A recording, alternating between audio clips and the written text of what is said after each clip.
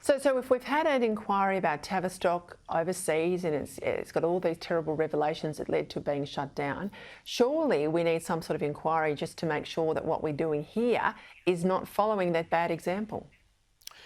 You would think so, Peter, but we lack high-profile politicians who are aware of this issue and are willing to take the flack that will be inevitable. There will be cries of transphobia, as there was, when whistleblowers at the Tavistock tried to raise concerns.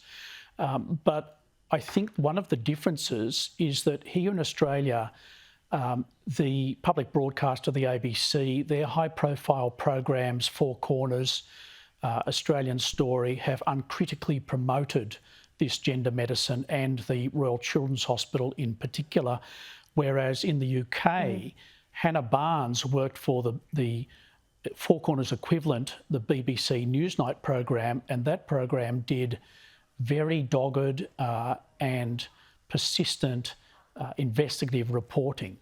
So without that kind of media coverage, it may be that our political class just doesn't feel pressure to have an inquiry.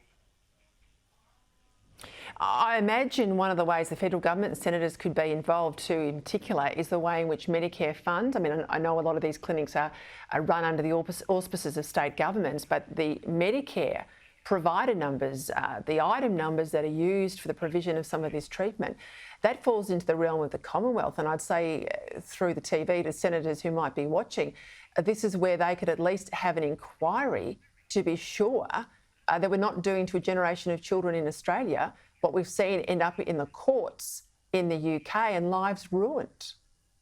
That's right. And these girls in the gender clinics are being given synthetic testosterone drugs, which, as you say, are subsidised federally by the taxpayer. And it's a very serious form of medicine. All right, well, we'll see what happens with that, Bernard Lane. I know it's a difficult topic. I know it comes with criticisms for even touching the subject matter, but if we don't, we'll never have the transparency that we've seen in the United Kingdom. Thank you for your time.